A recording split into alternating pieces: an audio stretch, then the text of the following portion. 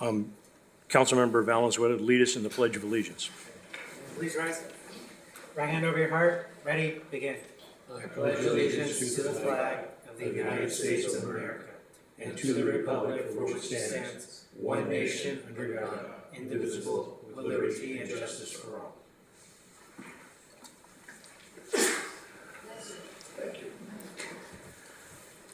Madam Clerk, do we have any items for public comments not on the agenda? Chair Perrello, there's no public speakers virtually or in person for this item. Thank you very much. Moving to the first item on the agenda, C1, Consent Agenda, City Clerk Department. Approval of the minutes. That the Public Works and Transportation Committee approve the minutes for May 14th, 2024 regular meeting as presented. Are there any comments on that item? Public comments? Chair Perrello, there's no public speakers virtually or in person for this item. Thank you. Do the committee members have any additions, subtractions, or None, Chairman. recommendations? Move the recommended action. Second. Please vote. Thank you. Motion carries 3-0. Thank you very much, ma'am. Second item, reports. D1, Public Works Department. Subject, agreement 325-00013 with Coinico Toro Incorporated, doing business as McValley Oil Company for purchase and delivery of bulk lubricants and antifreeze. The recommendation that the Public Works and Transportation Committee recommend that the City Council approve and authorize the mayor to execute agreement 325-00013 with Coinico Toro Incorporated, doing business as McValley Oil Company, in the amount not to exceed $1,540,000 for an initial one-year term from July 1, 2024 to June 30th, 2025, with the option of 4 consecutive one-year periods extensions that shall not exceed a total of 5 years for a final term ending June 30th, 2029, for the purchase and delivery of lubricants and antifreezes to various city locations. Again, due to Measure M, there will not be a live presentation, but it is available on the video. Madam Clerk, are there any comments on this item? Chair Perrello, there's no public speakers virtually or in person for this item. Thank you very much. My committee members, do we have any questions or concerns on this? Yes, I forget the name. Jose Arreola. Yeah, Jose, I was listening to the presentation, and I understand that there's lubricants and antifreeze is for basically all the divisions in Public Works, number one, and including, I think, diesel. Is that correct for the fire department? No, it's not diesel. It's diesel exhaust fluid. Ah, okay. Yes. And how does that work, the diesel exhaust? So that's a chemical that reacts with the exhaust at high temperatures, and it burns off any emissions systems in some of the newer equipment, 2013 and newer vehicles. So you added to the diesel, is that what it is? It's added to a separate container, a separate tank. It's called DEF fluid, and it's basically most every manufacturer puts the diesel spout and then the DEF, which is a blue. I'm sure you'll see it one day. It's a blue cap where you dispense and fill up that combines it with the. It doesn't combine it there. It combines it in the exhaust when it's burning off. Okay, Yeah, it interesting. injects it to the exhaust itself. Interesting. Yes. So, but all the rest of the divisions use the antifreeze and also lubricants. Yes. And this is like you mentioned, I think the chairman mentioned it's from June 30 to 2025 with 1 year extensions, Yes. potentially. Yeah. Potentially, yes. Yeah. And the Conoco, my understanding that they were the responsible bidders, that, how many bids did we have? Was it 5, I think? We put it out and it was only one responsive bidder that had the fluids that we were specifically asking for, which are OEM and some of the stuff that we don't use that's OEM meets or exceeds OEM specifications. Okay, good. Thank you, Mr. Chairman. No questions, but a comment to Mayor Zaragoza. If you ever come across DEF, it smells really repulsive, like ammonia or sulfur. Very Really? corrosive. Good And just to point. clarify, OEM is original manufacturer. Oh, okay, thank you. Yes. Thank Thank you so you. much. I just have a few questions, and I appreciate the opportunity to be able to ask them. We'll start with the city attorney. Can you explain for me and the general public, when there are only one bid, what is the policy? How does this practice work in the city of Oxnard? Sure. So since this is a contract for goods or services, in this case, goods, anything over $200,000, which this is, has to be formally solicited. So we put out a notice inviting bids, and then eligible companies will submit a bid, their best prices. And then we will determine who is the low bidder. And part of that process is checking their prices for accuracy, making sure everything is correct. And in this case, since we only received one bidder, the policy would normally be to award to the low bidder. And it is custom and practice to make sure that we are getting prices that are in line with fair market value, which is what staff did here.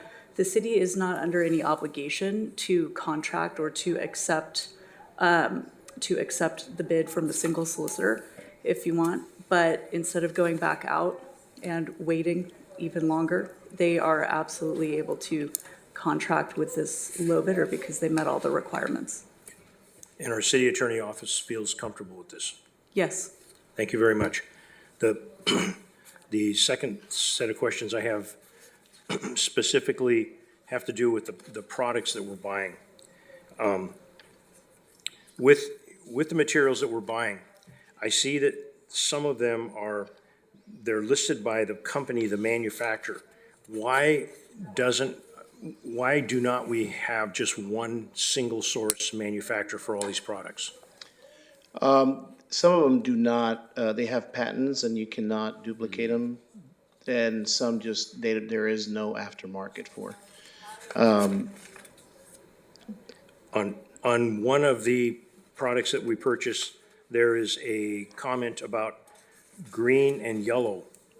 Can you explain what the difference is between the green and the yellow?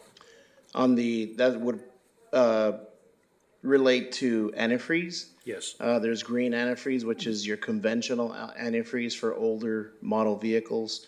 The yellow is more for motorcraft, Ford-related vehicles. And there's also a red antifreeze that is more for the heavy-duty vehicles. They're specified by manufacturer, and there's others that are we don't have that many units of, that we just buy maybe just a regular gallon.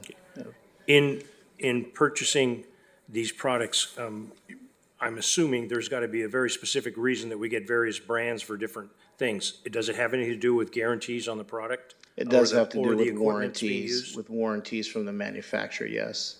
For the equipment that this is For going the into? equipment that it's on, yes. When we add or subtract or change out the antifreeze, is it recycled? How do we handle the stuff It coming out? goes to a recycling facility. From there, I'm not quite sure what they do with it, but we do recycle it. We send it to the specified locations that they need to go to. Okay, now I'll ask a kind of a typical off-the-wall question on this here. I appreciate the answers you've given me. Not a problem. We just had the Indianapolis 500, and multiple petroleum companies sponsor cars, and a lot of people will make the determination on what kind of lubricants they like, how the Shell company won this time, and somebody else won. We have Mobil, we have Valvoline products, we have Chevron. The reason we get the various products, so that if somebody were to ask me on the street, why don't we just buy all Texaco or Chevron or Valvoline or Lucas, is there a reason?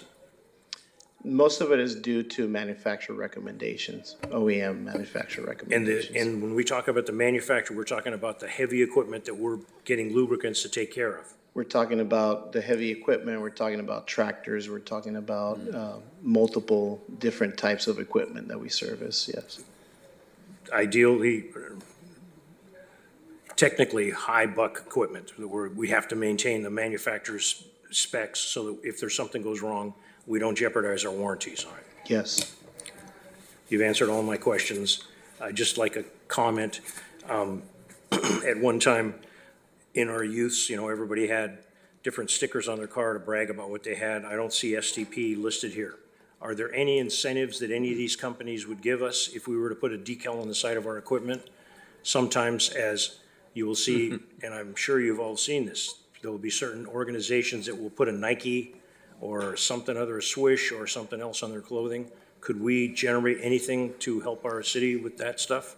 I don't know if we're allowed to do that. Yeah, Councilmember Perrello, that wouldn't be something that the city attorney's office would bless, because it would look like we were playing favorites with certain Yeah. manufacturers, or, trying to get around competitive solicitation requirements, or, engaging in favoritism, which is prohibited under the government code and our contracting policy. Okay.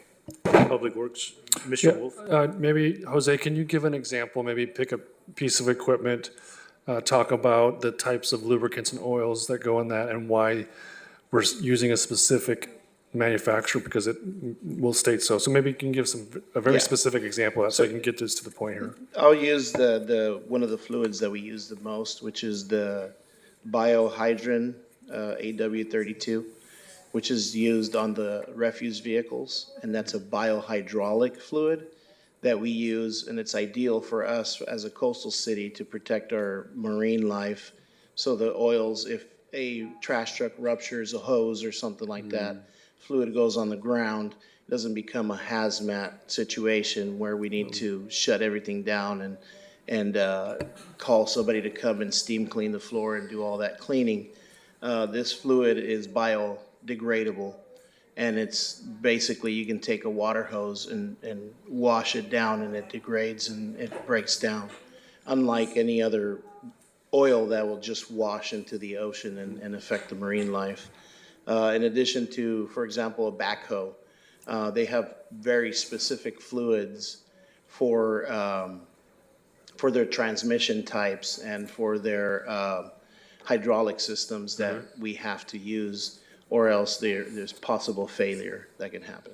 So in that example, we'll have a piece of equipment that's manufactured by X company, and X company says, in order for you to keep my warranty, you need to use this product. And so that's why you'll see some very specified products in there, because the manufacturer's guidelines state such. So we're not the one that says, hey, please give us Valvoline or please give us STP. We go off of what the manufacturer of these pieces of equipment state.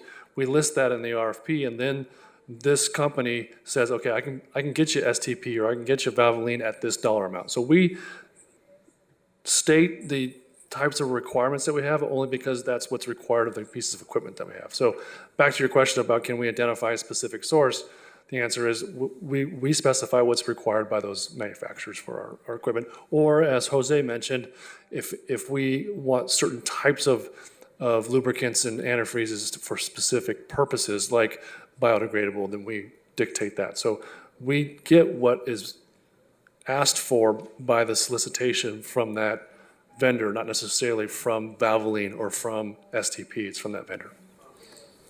I appreciate that. I've learned something here. It's definitely an example in my mind of the city's Public Works Department looking out for the protection of the ratepayers that pay the bills for the city, basically the taxpayer. Make sure we keep our equipment in warranty and that we get the best thing, and at the same time potentially not pollute the environment. Is there any other? Okay. Any other comments? No, and I think this is important because, for example, and I won't mention the type of car I have, but for my warranty, I have to go out there basically with the same dealer so they can warrant my automobile, especially if you're buying a really expensive car, which I think is really important to understand. Is that right, Michael? Right, I mean, for a lesser extent, you can look at this from a fuel standpoint. So let's say you buy a higher end vehicle and it requires a certain octane of fuel. That's right.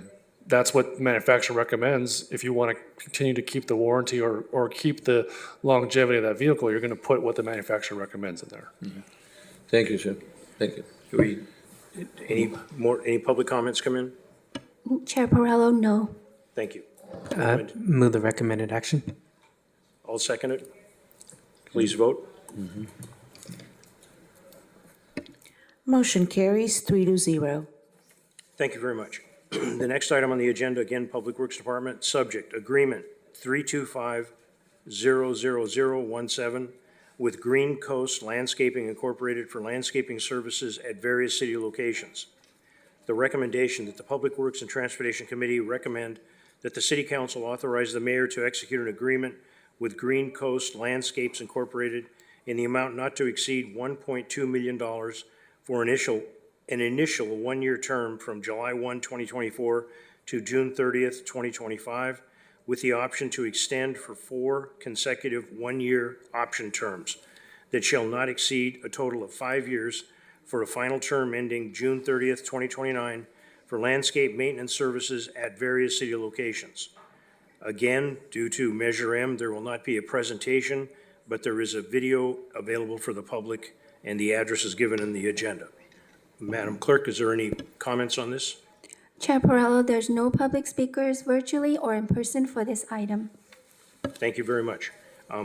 Committee members have questions or comments? Yeah, Brian, good presentation too, by the way.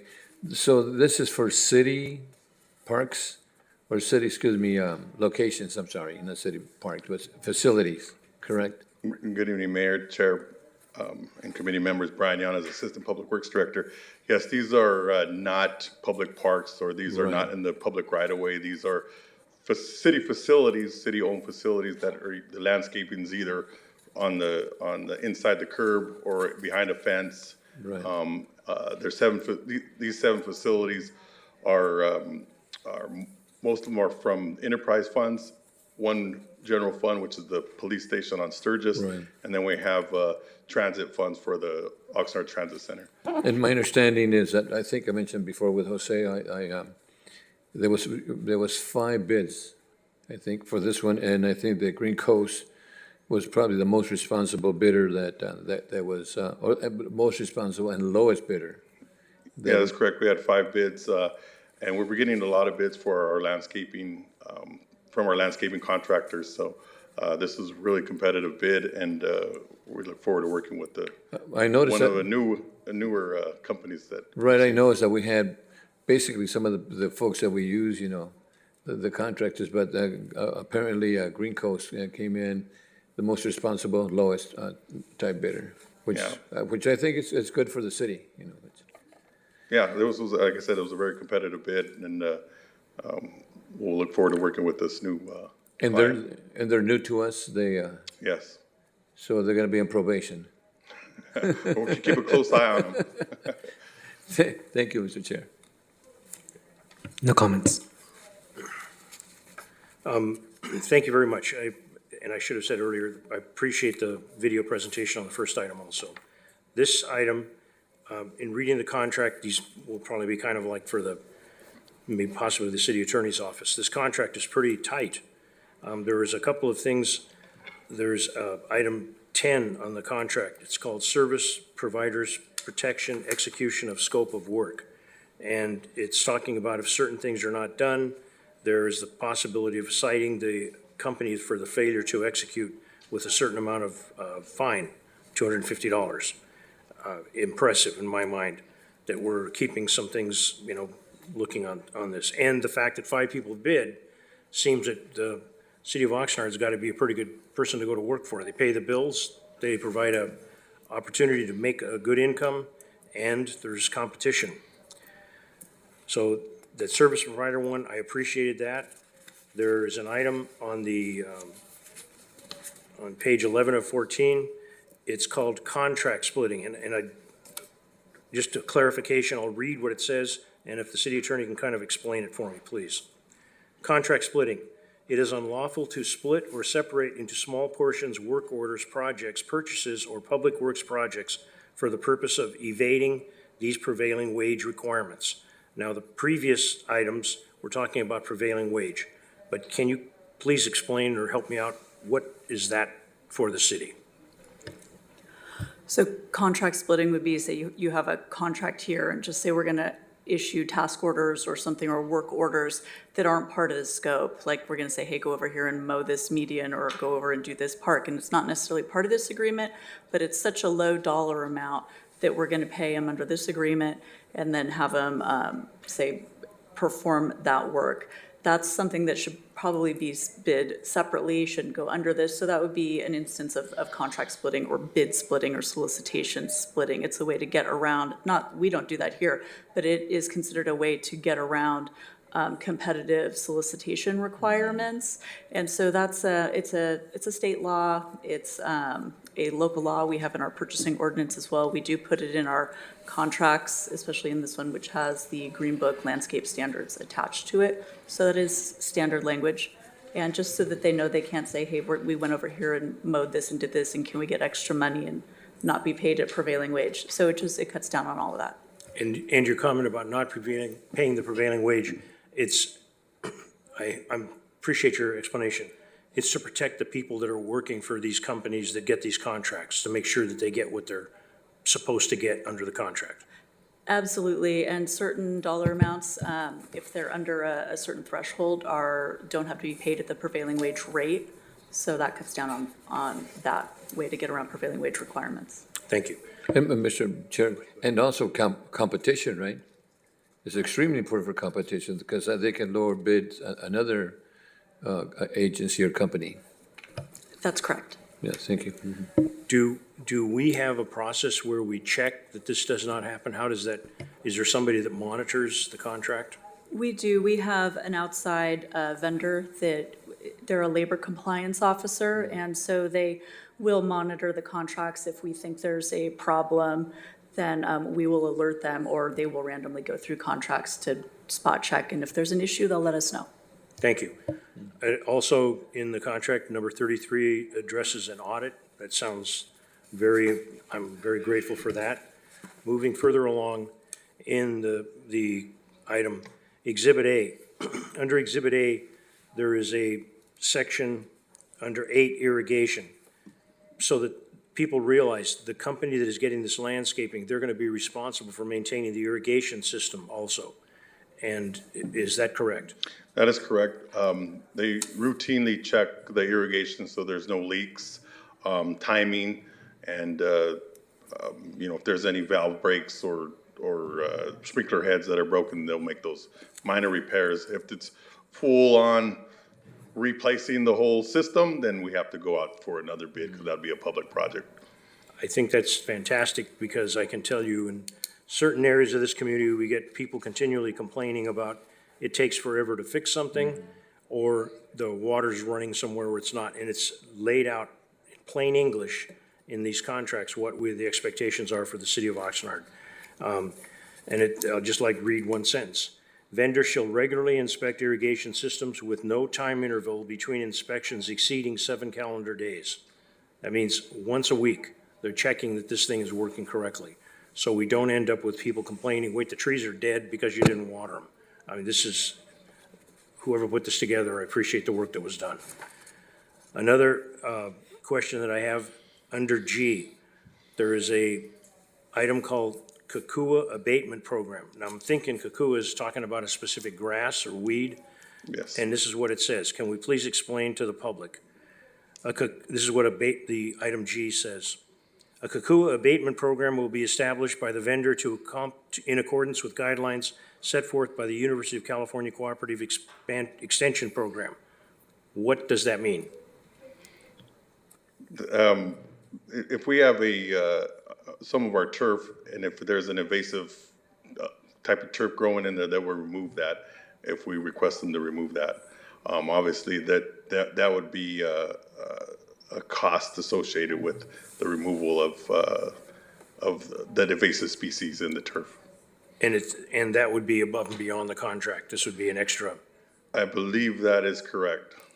Because I did see somewhere as needed tasks, they identify that these things would be above and beyond.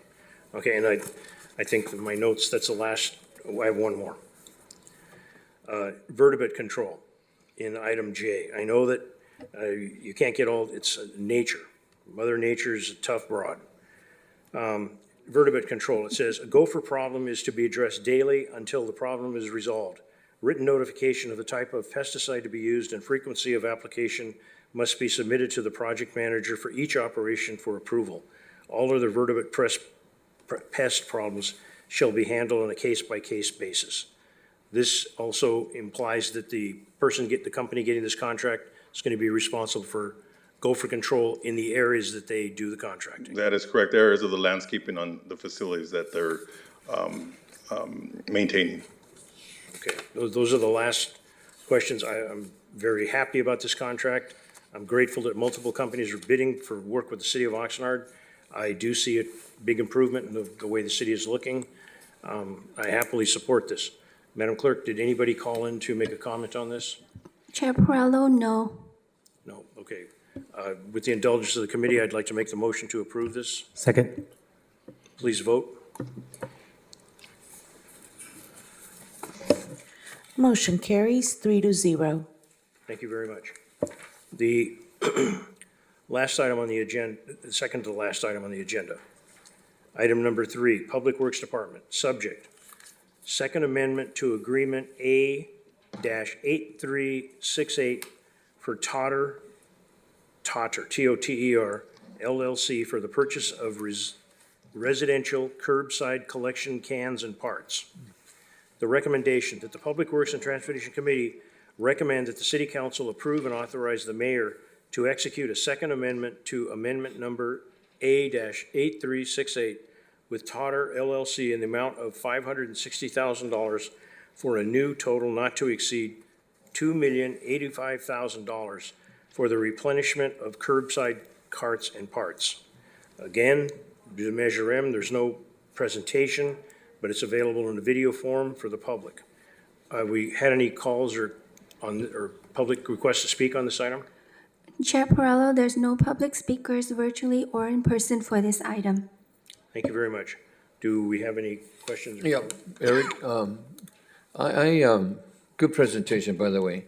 One of the things that I'm looking at, that you have, I think, 110,000 containers right now. I mean, that's a tremendous amount of containers, for the city. One of the things that I noticed that the containers have a 12-year warranty for the container, and also a 10-year warranty for other parts such as the wheels, the bars, and the lids, and so forth, which I think is really, really excellent. I'm not sure what kind of material we use now, but I remember when we first started this container purchase many, many years ago, we used what they called the cross-link container.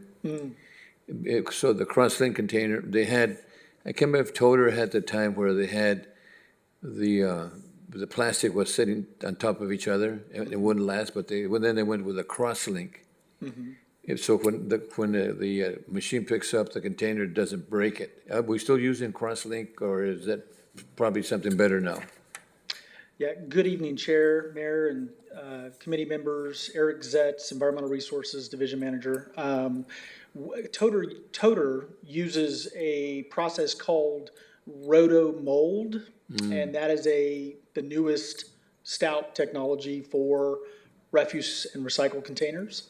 And so with the roto-mold, historically these things can last 15, 20 years generally. Over time, depending upon where materials are found to produce these carts, we've seen them lack a little bit less. And the warranties that used to be 15, 20 years have now dropped to 10 and 12 and those kinds of things. So yes, the warranty that you cite, Mayor, is absolutely correct. It's 12 years for the body. That's and excellent. it's 10 years for the wheels, the lid straps, the bar that holds the wheels, things like that. And in fact, there for a while, I had one of those cross-link containers that lasted probably 20 years, 20-some years, Yeah. It was one of the green ones for the. Yes, and the original green ones that were put out were the most stout. Exactly. And I think the manufacturers got smart, and so it didn't hold up as the original ones have in the Right. past. But still, we get great value with the warranty that we have for Toter. We do, as the staff report has cited, we do have a reconciliation where we will come back on that warranty. We reconcile every quarter those defective parts and containers, and so it is a good process. And Mr. Chair, one of the things that I like to commend you, the ER, is I remember a couple of years ago that we got calls about my lid has been broken, they haven't corrected it, they haven't replaced it, and I hardly ever hear about that anymore. But I think you're really doing a good job replacing those lids, you know. Thank you, and I think all the credit goes to the Assistant Public Works Director, Brian Yanes. I was told I don't keep my job unless that goes down, so, and I'm teasing, but he has been quite You're a pretty vocal. tough guy. He is, that's why he's staring at my back right now, but it's a big charge. One of the sensitivities of the community is that this is an item that's very important to the residents of Oxnard, and so we have also made it a focal point for our operations. Great. Thank you for good service. Welcome. I'll share some information that I got in the local neighborhood council meeting. Apparently, one individual had his trash can stolen, and he was charged by the city of Oxnard when he needed to get a new one. And he claimed that I believe the charge for the new can was $50, $70. What does a new trash can cost if a resident loses a trash can? I believe it is a $55 or, somewhere under $60 charge. Don't quote me on that, but it's something. I think I saw $57 someplace, you know. Yeah, it doesn't match what the current cost of the city to replace it. The current cost of it is somewhere in the order of $65. And so the rate study reflected that, and so that will be changed in the coming year. But yes, so currently it's 57. Okay, That's what I'm okay, thank you. And another one, there was a resident in a different neighborhood that complained that his trash can lid was broken. And so he gave his home address, and the city came and serviced the trash can of his next door neighbor. And he called and complained, and it turned out that the number that he gave was his correct address, but the serial number of the trash can did not jive, and they repaired the serial number of the trash can to that address. I had no idea that there are numbers that follow up in the trash cans to addresses. Can we explain a little bit about that? Yeah, yes, and so Toter does issue serial numbers on their batches of product. And that serial number is then tied to the City of Oxnard staff's reconciliation efforts to recoup a warranty. So the serial numbers are instrumental for us to do our job in recouping those warranty funds. As well, when the public says that they have a repair, we have tracked the Toter containers that are at their location, along with those warranty numbers, those tracking numbers. And what the public will see in the future is what's called a hot stamp. We're trying to track all of the lids. We can determine several things by a lid break. So we're hot stamping, or we will be hot stamping the Toter lids. The public will see this. This is another identification number for us to be able to claim reimbursements when we need to. Sounds fantastic. With respect to the lids, I have been asked that people have called up and, wanted to give information about the trash can lid. They wanted to get a new trash can lid. And a suggestion, the city may have already implemented this. Is there a phone number specific to broken trash can lids? Because I find that more people have the broken lid than the damaged can. It's the lid that apparently takes the most abuse, flopping open and down, and the sun beating on it. Is there something in the works potentially to get a specific number that'll tie with that this is the reason I'm calling, it's because they got a trash can, and if they give you the address, bim, boom, bang, they can take care of it? The answer is no. There's not a specific phone number for lids. There's the general ER phone number that is for all repairs of any Toter, lid, body, wheels, lid straps, you name it. The 311 app is also another opportunity for the public to report a lid failure of their own.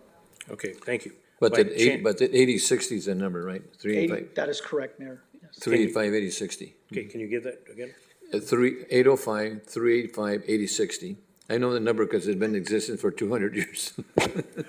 Thank you, Mayor. That is correct. Those are the only questions or comments I have. What's will that? add- I will add, there are times where the public will exchange carts by mistake. That's right. So that does happen on occasion, and so the serial numbers help us to identify the cart for the resident. Okay, fantastic. Has any calls come in on this item? Chair Perallo, no. Thank you. Does Public Works want to address? Any comments or anything? No, I'm good, thanks. Okay. Thank you very much. The recommendations of this committee? Move approval. Second. Okay, please vote. Motion carries 3-0. Thank you very much. And now to the last item on the agenda. Do we have any suggestions for future agenda items?